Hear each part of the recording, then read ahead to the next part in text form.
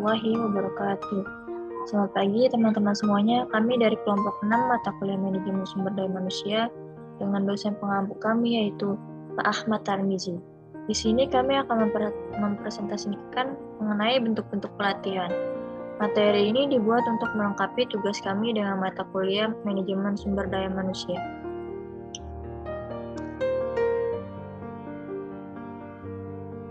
Adapun presentasi ini akan dibahas dengan anggota-anggotanya, yaitu saya, Arida Dewi Aisyah, Dia Yuliana, Muhammad Haris, Niputu Adelia, Isti Ajeng Rukmana.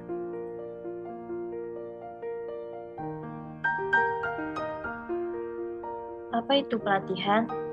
Pelatihan sumber daya manusia merupakan usaha yang dilakukan untuk membentuk personal yang berkualitas dengan memiliki keterampilan, kemampuan kerja, dan loyalitas kerja kepada suatu perusahaan ataupun organisasi.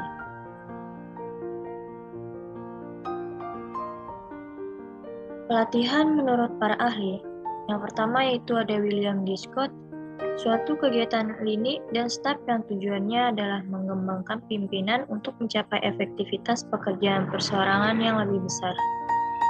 Yang kedua ada Hidayat dan Budiatma 2018.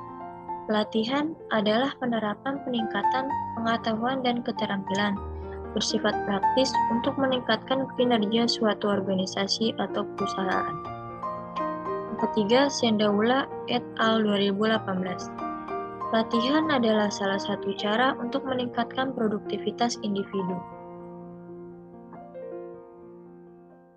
Lalu selanjutnya ada tujuan pelatihan, diantaranya ilmu pengetahuan, penentuan sikap, kemampuan, memperbaiki kinerja, dan terakhir proses meningkatkan kompetensi karyawan baru.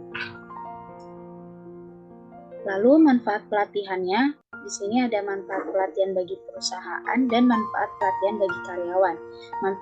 Manfaat pelatihan bagi perusahaan diantaranya meningkatkan produktivitas kerja, meningkatkan hasil mutu kerja, dan meningkatkan efisiensi dan efektivitas kerja. Lalu manfaat pelatihan bagi karyawan sendiri, menambah pengetahuan dan keterampilan di bidangnya, meningkatkan rasa percaya diri, dan terakhir meningkatkan kepuasan kerja. Konsep dasar pelatihan. Konsep pelatihan cenderung dominan ke proses pengembangan keterampilan tertentu, sedangkan konsep pendidikan lebih mengarah ke pengembangan pengetahuan.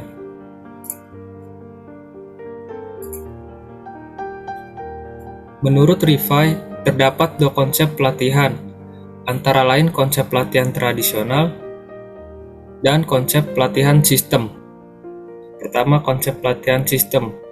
Itu ada identifikasi kebutuhan pelatihan, penetapan sasaran, merancang program, pelaksanaan program, dan evaluasi pelatihan. Yang kedua, konsep pelatihan tradisional. Identifikasi kebutuhan pelatihan, kedua penetapan sasaran, ketiga merancang program, 4 pelaksanaan program, 5 evaluasi program. Selanjutnya, metode pelatihan. Yang pertama, ada metode praktis atau on-the-job training, yaitu metode yang dalam pelaksanaannya melatih karyawan mengenai tugas dan pekerjaan yang baru melalui pengawas langsung. Yang kedua, metode simulasi atau off-the-job training, yaitu peserta pelatihan yang dalam hal ini adalah seorang karyawan yang melakukan tiruan atau artificial. Selanjutnya, jenis-jenis pelatihan. Yang pertama ada pelatihan keahlian atau skill training. Yang kedua, pelatihan ulang SDM atau retraining. Yang ketiga, ada pelatihan teknologi atau teknologi training. Proses pelatihan. 1. Menilai kebutuhan untuk melatih karyawan. 2. Menetapkan tujuan training yang didasarkan pada program pelatihan sebelumnya dan keterampilan yang dibutuhkan. 3. Merancang program pelatihan sesuai dengan tujuan. 4. Memasukkan ke dalam pelaksanaan. 5. Meminta karyawan membuat umpan balik apakah mereka merasakan manfaatnya atau tidak. Lalu yang terakhir ada kesimpulan.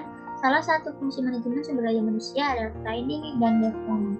Artinya, bahwa untuk mendapatkan tenaga kerja pendidikan yang bersumber daya manusia yang baik dan tepat, sangat perlu pelatihan atau pengembangan. Sekian dari kelompok kami, selebihnya mohon maaf. Wassalamualaikum warahmatullahi wabarakatuh.